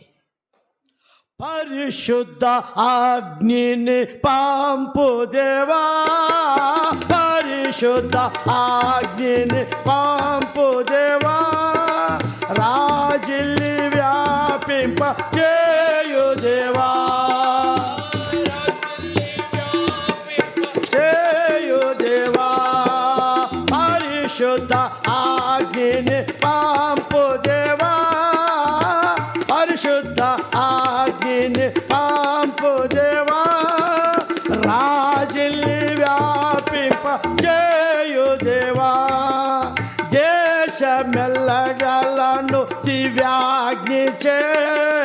దేశమెల్లెడలను దివాగ్నిచే దోషమెల్లను కాల్చి వేయుటకు దోషమెల్లను కాల్చి వేయుటకు పరిశుద్ధ అగ్నిని పంపు దేవా పరిశుద్ధ అగ్నిని. అది నెలలో చెన్నై పట్టణంలో బలిపీఠం మీద అగ్ని నిత్యము మనుచుండవలనని చెప్పిన ఆ వాగ్దానం నేటి దినాల్లో నంద్యాల తర్వాత రాంపురం లేక్ కూడా ఆ బలిపీఠం మీద అగ్ని నిత్యము మండుచుండే ప్రత్యక్షతను దర్శనమును కలిగిన దేవుని బిడ్డలను దేవుని సంఘమును ఏలిమును దేవుడు ఇక్కడ ఉంచినాడు. గుర్తుపెట్టుకో ఈ రాత్రి కాల సమయంలో దేవుని బిడ్డలారా, ఆయా సందర్భంలో ప్రభు మనకు తీసుకుని వచ్చే వీటన్నిటి నుండి మనము తప్పించబడుతూ వస్తాం. కాబట్టి పౌలు తాను చెప్పగలుగుతున్న మాట ఇక్కడ మనము చూసినట్లయితే తన జీవితంలో వారిని అలాగున ధైర్యపరుస్తున్నాడు. మన జీవితంలో అరే దైవజనుడు చెప్పాడు కదా, ఈయన ఆలోచన మనం తీసుకుందాం, ఈయన తలంపు మనం తీసుకుందాం, ఈయన మాట మనం విందాం అనేది లేదు. అందుకే ఒక మాట ఉంది సామెతల గ్రంథంలో, నరుని యొక్క ఆలోచనలు హృదయంలో అనేక విధములుగా పుడతాయంట, యెహోవా తీర్మానమే స్థిరమైనది. చదవండి 19:21 వచ్చిన సామెతలు 19:21 చదువునైనా.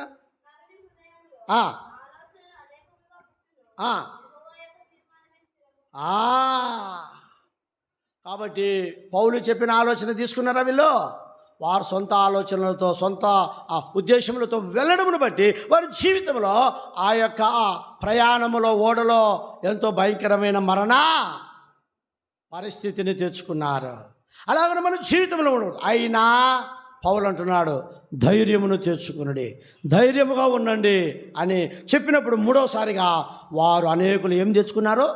ధైర్యమును తెచ్చుకున్నాడు. ఏ ప్రాణహాని కలగదు. ఎందుకో రాత్రి దేవుడు వచ్చి నాతో దూత వచ్చి నాతో చెప్పు. ఇప్పుడు చదవండి 27 ఏమంటాడు అక్కడ? నేను ఎవడి వాడనో నేను ఎవరిని సేవించుచున్నానో ఆ దేవదూత రాత్రి బౌలా భయపడుకోము, నువ్వు క్రైస్తవ ఎదుట నిలబడవలసి ఉన్నది.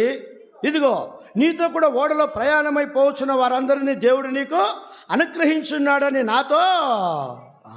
ఇప్పుడు అంటున్నాడు ఆ ఓడ ప్రయాణికులతో ఏమంటున్నాడంటే, ఓడకే కానీ మీలో ఎవని ప్రాణమునకును ఏమి కలగదంట, హాని కలగదని వారిని ఎంతో ధైర్యపరుస్తున్నాడు, చెప్పగలుగుతున్నాడు. ఈనాడు మనం మరి చెప్పగలుగుతున్నామా?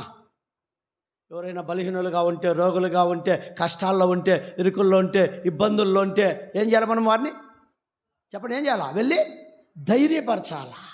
భయపడొద్దు, ధైర్యంగా ఉండండి, ప్రభు ఉన్నాడు, సహాయం చేస్తాడు. వానికి వాడు సరే వానికి కలగాలే, వానికి తిక్క కుదరాలే, ఇట్లా మాట్లాడతాం. అది ఉండొద్దు, అట్లుండొద్దు. రే నేను చెప్పినట్టు మీరు వెళ్ళే కదా, అందుకే మీకు ఇలా పోండి, మీరు వెళ్ళిపోండి అని పౌలు అనలే అని వారిని ఎంత ఆదరిస్తూ ఉన్నాడో, ధైర్యపరుస్తూ ఉన్నాడో, ప్రోత్సహిస్తూ ఉన్నాడో, పురికొల్పుతూ ఉన్నాడో, అనేక విధాలుగా చెప్పగలుగుతున్నాడో. చెప్తూ ఏమంటున్నాడంటే, నేను ఎవని వాడను, ఎవరిని సేవించుచున్నానో ఆ దేవుని దూత గడిచిన రాత్రి నా ఎదుకు వచ్చి, సౌలా భయపడకము. పౌలుకు ప్రభు ఏమవుతున్నాడు? ప్రత్యక్షమవుతున్నాడు, దర్శనపూర్వకంగా దర్శనంలో మాట్లాడుతూ ఉన్నాడు. భయపడకము, నేను ఎవడి వాడను. ఎవడు వారు ఆయన? పాడతాం, ప్రభుని వాడను, నీవు నా ప్రభుడవని, నీ కొరకై జీవితును, మిగిలిన జీవితము నీ కొరకే. ఏమన్నాడు? ఒక ఆయన సేవకు వచ్చినాడు. ఎప్పుడు వచ్చినాడు? 80 సంవత్సరాలు 75 సంవత్సరాలు. ఏమంటే ఇంకా మిగిలిన జీవితం సేవ చేయాలంటే, మిగిలిన జీవితం అంతా ఏం చేసినావు? ఏం చేసినావు? ఎక్కడ చూసినావు? దేని కొరకు జీవించినావు? ప్రియ సోదరుడా సోదరి, ఈ రాత్రి కాలంలో పాట పాడతాం, ప్రభుని వాడను నీవు నా ప్రభుడు అని. మిగిలినది సరే, నీ జీవితం అంతా ప్రభు కొరకు ఉందా? ప్రభుని సేవిస్తున్నావా? ప్రభుని ఆరాధిస్తున్నావా? ప్రభు కొరకు జీవించగలుగుతున్నావా? ప్రభు యొక్క సేవ చేయగలుగుతున్నావా? ప్రియ సోదరుడా సోదరి, జ్ఞాపకం పెట్టుకో. వార్త అంటున్నాడు, నేను ఎవడి వాడను, ఎవరిని సేవిస్తున్నాను. ఆ దేవుడు రాత్రి దూతను పంపి మీకేం కాదని చెప్పాడు, భయపడొద్దు అన్నాడు. ధైర్యం తెచ్చుకునుడి. దైవుడు భక్షింగంకులకి ఎన్ని పర్యాయాలు ప్రభు మాట్లాడుతూ వచ్చినాడు ఈ మాటలు. చెప్పగలవా? నీ జీవితంలో అనుభవం ఉందా? ప్రభు నీతో మాట్లాడిన మాటలు, వచ్చే గాలి తుఫానులు, లేకుంటే అలలు, లేకుంటే భయంకరమైన శోధనలు, భయంకరమైన కష్టాలు, భయంకరమైన అలలు, లేకుంటే భయంకరమైన రోగాలు, ఈ పరిస్థితుల్లో ప్రభులను ధైర్యపరిచాడు. ప్రభు నాతో మాట్లాడాడు. లేకుంటే పలాని సేవకుడు, పలాని సేవకురాలు, పలాని విశ్వాసులు నన్ను ధైర్యపరిచారు. ఈ అనుభవం ఉందా? రాత్రికాల సమయంలో ముగించకముందు జ్ఞాపకం పెట్టుకో, నేను ఎవరిని వాడనో, ఎవరిని సేవిస్తున్నాను. చెప్పగలవు ఈ మాట? ఇదిగో నేను పలాని దేవుని సేవిస్తున్నా, పలాని దేవుని ఆరాధిస్తున్నా, పలాని దేవుని ప్రార్థన చేస్తున్నా, ఈ దేవుడు నాతో మాట్లాడినాడు. ఉందా ఈ అనుభవం నీలో? సేవకులతో నేను మాట్లాడు, దేవుడితో మాట్లాడు. దేవుడు మాట్లాడతాడా లేదా? అందరితో మాట్లాడతాడు. మాట్లాడా? మళ్ళీ వింటున్నామా? అసలు మాట్లాడింటే కా మనం వినేదానికి. జ్ఞాపకం పెట్టుకో. ఉదయకాలమే లేయి, ప్రభు స్వరం విను విను. ఉదయమునే లేచి నీ స్వరము వినుట నాకు ఎంతో మధురము. దినమంతటి కొరకు నన్ను సిద్ధపరచు, రక్షించు ఆ పదల నుండి, రక్షించు ఆ పదల. స్వరము ప్రభువా ఈ దాసుడాలా. ప్రియ సోదరుడా సహోదరి, మన జీవితంలో ప్రభు స్వరం వినేవారంగా ఉండాలా. దైవజనుడు భక్షింగ్ గారు ప్రభు స్వరాన్ని ఎంతో వింటూ వచ్చినాడు. ప్రభు మాట్లాడుతూ వచ్చినాడు. దేవుని స్వరము వినుట భక్షింగ్ గారు బుక్ రాశారు. ఎట్లా వింటామనేది రాశాడు, ఏ విధంగా వింటామో రాశాడు. తీసుకోండి, చదవండి ప్రభు స్వరమును వినేది. కాబట్టి మన జీవితంలో ఈ రాత్రి ఇక్కడి నుంచి వెళ్ళకముందు 6వదిగా ఈ దర్శనం యొక్క అనుభవం ఏంటంటే, పౌలా భయపడకు. బా, ఎంత అద్భుతమైన మాట. ప్రభు స్వరాన్ని రాత్రి దూత వచ్చి ప్రభు పంపితే ఆ దూత వచ్చి కొన్ని చోట్ల ప్రభువు దూతలతో చెప్పిన పని వారు చేస్తూ వచ్చినట్టు ప్రభు చిత్తమైతే వచ్చే బేస్తవారము ఈ యొక్క అంశం అయిపోలేదు కాబట్టి చూద్దాం. చూడండి, దూతలు ప్రభు మాట వింటున్నాయి, గాడిదలు చెప్పరా ప్రభు మాట వింటున్నాయి, కోళ్ళు చెప్పుగా వింటున్నాయి. ఇంకా ఏంటంటే వినింది చేప. ప్రభు మాట ఏంటది? మనుషుడా ప్రభు మాట వింటున్నావా? ఒకసారి ఆలోచించు. ఎప్పుడు నీ జీవితంలో ప్రభు స్వరం వింటావో, ప్రభు మాట వింటావో, నీ జీవితంలో ఎన్ని బ్లెస్సింగో, ఎన్ని ఆశీర్వాదములో. ద్వితీయోపదేశకాండం 28వ అధ్యాయం 1వ వచనంలో అంటాడుగా, ఈ నా మాటలు విని వాడి చొప్పున నువ్వు చేసి నడుచుకుంటే ఈ దీవెనలన్నీ నీ మీదికి ప్రాప్తిస్తాయి. ముగించక ముందు జ్ఞాపకం పెట్టుకో. ప్రియ సోదరుడా సహోదరి, 6వది దర్శనం అంటే భయపడకము. రాత్రికాల సమయంలో ఇక్కడి నుంచి వెళ్ళకముందు ఈ లోకమనే యాత్రలో, ఈ ప్రయాణంలో నీ జీవితం ఎలాగుందో ఒకసారి జ్ఞాపకం చేసుకో. ప్రభు హెచ్చరిస్తున్నప్పుడు, ప్రభు మాట్లాడుతున్నప్పుడు, తన దాసుల ద్వారా చెప్తున్నప్పుడు మనం లోబడుతున్నామా, వింటున్నామా, లేకుంటే వ్యతిరేకంగా చెప్తున్నామా, ఇంకొక రీతిగా చెప్తున్నామా ఆలోచించుకో. నష్టపోతావు, నీ కుటుంబం నష్టపోతుంది. వద్దు, అలాగూ అయ్యేది ప్రభుకి ఇష్టంలే. అలాగన ప్రభు మాట వినక యోనా వెళ్ళిపోయాడు అంటే పాడతారు, ప్రభు దేవుని మాట వినక యోనా తర్షీషుకు తరలిపోయిననే పాట కూడా మనం చూస్తూ వస్తాం. ఇన్ని నష్టాల వారి జీవితంలో పొందుతూ వచ్చారు. దేవుని మాట మనం ఎప్పుడైతే వింటామో, దేవుని యొక్క స్వరం మనం ఎప్పుడైతే వింటామో, దేవుడు చెప్పినప్పుడు మనం ఎప్పుడైతే చేస్తామో, ఎన్ని తుఫాన్లు కానీ గాలులు కానీ ఊరుకో వస్తాయి, నిశ్శబ్దంగా ఉండని ప్రభు చెప్తాడు. అణిచివేస్తాడు. అడుంది కదా, అణిచి వేరు ఎక్కడెక్కడిది అణిచేస్తాడు. ఒకవేళ ఆయన మాట వినకపోతే మనల్ని ఏం చేస్తాడు? ఆయన అణిచివేస్తాడు. అది గుర్తుపెట్టుకో. మనల్ని అనుస్తాడు. అనసడా తన స్వరూపంలోకి, తన చిత్తంలోకి, తన ఉద్దేశంలోకి తీసుకుని వచ్చు. మనలో అనుస్తాడు మనం అనచబడక ముందే. ఇట్టుండవరని ఎత్తి సముద్రంలో అట్టబడేసి అయ్యో నాన్న అనిసా ఓ యాడికే శాపగర్భంలోకి పోతే ఏసీ ఉన్నట్టు ఉంటుందా, ఫ్యాన్ ఉంటుందా, లైట్ ఉంటుందా, ఎన్ని ఉంటాయి? ముళ్ళులు. అబ్బా ఎట్ట గుచ్చుకుంటానో. ఆడొచ్చింది అద్భుతమైన ప్రార్థన మనోనికి. ఆడనిగింది, ముళ్ళు గుచ్చుకుంటానే అనిగింది, దేవా క్షమించు, నేను నీ మాట వింటా, నేను వింటా ప్రభా క్షమించు. కక్కు అంటానే శాప వింటా ఉంది, కక్కిందే. రాత్రి జ్ఞాపకం పెట్టుకో. పౌలు అంటున్నాడు, అయ్యా నేను చెప్పానుగా ఈ సరుకులు వద్దు, ఈ ప్రయాణం ఇట్లా వెళ్ళొద్దు, ఇది ఈ నష్టం అవుతుంది, నాకు తోస్తా ఉంది, ప్రభు చెప్పాడు అన్నప్పుడు కూడా వారు వినలే. కాబట్టి ప్రియ సహోదరుడా సహోదరి, ఈ రాత్రి నీవు నేను జ్ఞాపకం చేసుకుందాం. దర్శనం అంటే 6వది ఏంటంటే భయపడకము. ప్రభు ప్రత్యక్షమై మాట్లాడుతూ ఉన్నాడు.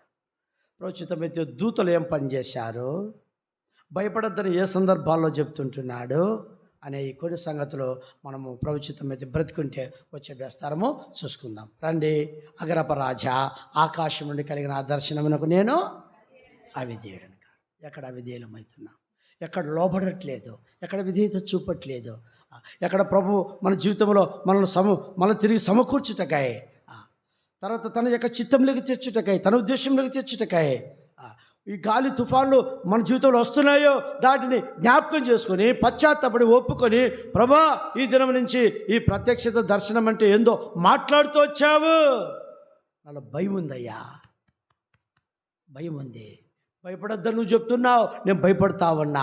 దర్శనంలో ఉన్నా భయపడతా ఉన్నా, పరిస్థితులను బట్టి భయపడతా ఉన్నా, రోగములను బట్టి భయపడతా ఉన్నా, ఆర్థిక ఇబ్బందులను బట్టి భయపడుతున్నా, అప్పులను బట్టి భయపడతా ఉన్నా, పిల్లల పరిస్థితులను బట్టి భయపడతా ఉన్నా. భయం అనేది శత్రువు తీసుకుని వచ్చేది, అది నాలో వద్దు. ఈ రాత్రి రా, ప్రభు నీకు సహాయపడతాడు. ధైర్యం తెచ్చుకో. ప్రభు నీతో మాట్లాడతాడు, నిన్ను ధైర్యపరుస్తాడు, నిన్ను నీ కుటుంబాన్ని కడతాడు, ఆశీర్వదిస్తాడు, దీవిస్తాడు, ఈ ప్రత్యక్ష దర్శనంలో నడిపిస్తాడు. భయపడద్దు, ఏ హాని మీకు కలగద్దు. అట్లా ప్రభు మనల్ని, మన కుటుంబాలను, మన సంఘమును నడిపించును గాక. ఒకరించండి, ప్రార్థన చేసుకుందాం.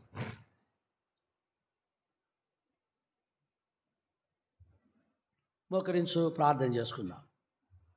ప్రేమగల మా తండ్రి, పరిశుద్ధుడైన దేవా, నీకెంతో వందనములు, స్తోత్రములు చెల్లిస్తున్నాం. ఈ రాత్రికాల సమయంలో దేవా మీరు మాట్లాడుతూ వచ్చిన నీ మాటలంతటిని బట్టి మిమ్మల్ని స్తుతించి ఆరాధిస్తున్నాం. దేవ 26 అతని మా దేవ 19వ వచనములో అగ్రపరాజా, ఆకాశముడు కలిగిన ఆ దర్శనమునకు నేను అవిధేయుడును కానని పౌలు చెప్తూ వచ్చినాడు. అందుకే తన జీవితంలో ప్రభు నీకు విధేయత చూపినంత వరకు ఆశీర్వదింపబడుతూ వచ్చాడు. ఎన్నో పరిస్థితులు వచ్చినాయి. 6వదిగా రాత్రి నీవు ఆ ఓడ ప్రయాణంలో 14 రోజులు ప్రభా రాత్రి నువ్వు దర్శించినావు, ప్రత్యక్షమైన మాట్లాడినావు.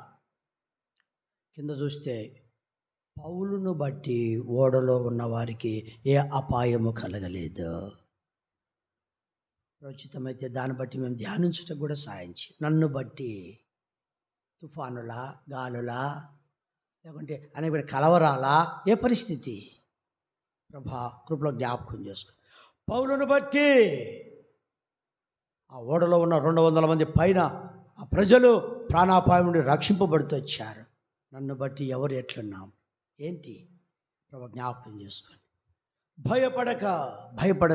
భయపడకమో మాట్లాడుతూ వస్తున్నాడు ప్రభా. వారి ప్రయాణాలు హెచ్చరిస్తూ వచ్చినాడు, చెప్తూ వచ్చినాడు, నాకు తోస్తా ఉంది. ప్రభు చెప్తున్నాడు, దైవజనుడి మాట వినలేదు.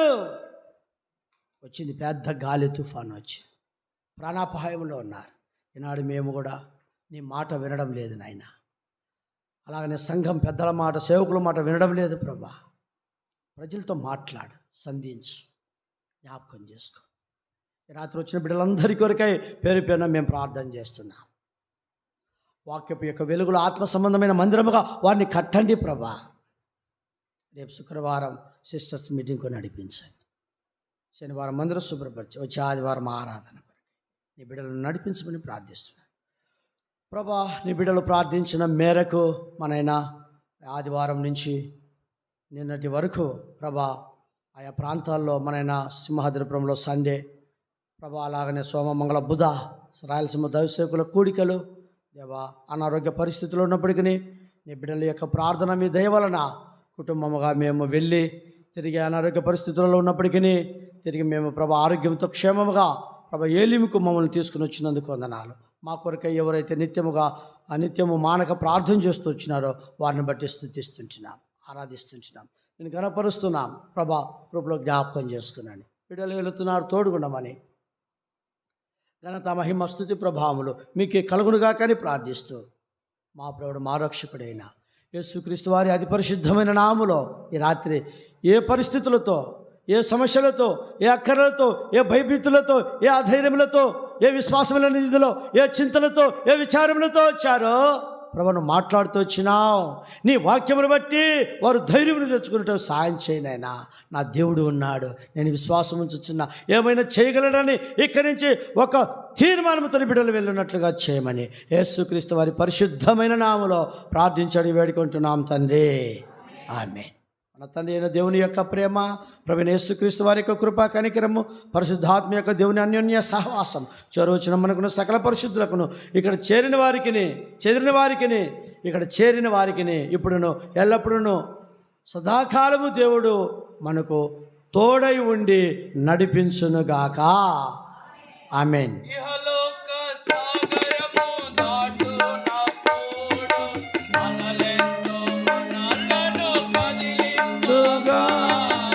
ఇహలోక సాగరము దాటునప్పుడు అలలెంతో మనలను బాగా పెట్టైనా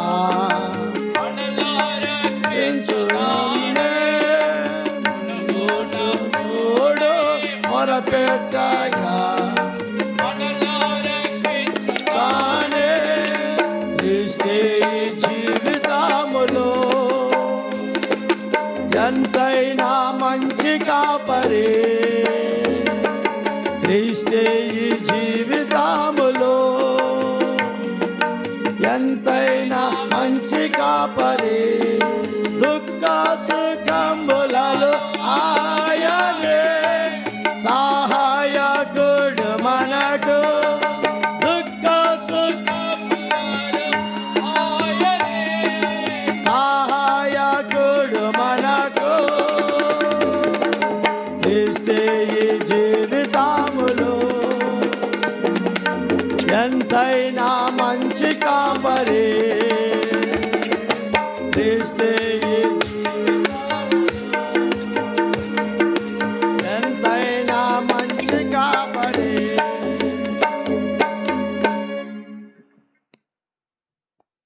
ప్రైజ్ ది లార్డ్. ప్రభునామమున మీకు అందరికీ వందనాలు. మీ అందరి ప్రార్థన వలన కుటుంబంతో మిమ్మల్ని తిరిగి మీ మధ్యకు రాగలిగే కృప దేవుడు తన సహాయము కాపుదల ఇచ్చినందుకై ప్రభునామమున మీకు అందరికీ వందనాలు.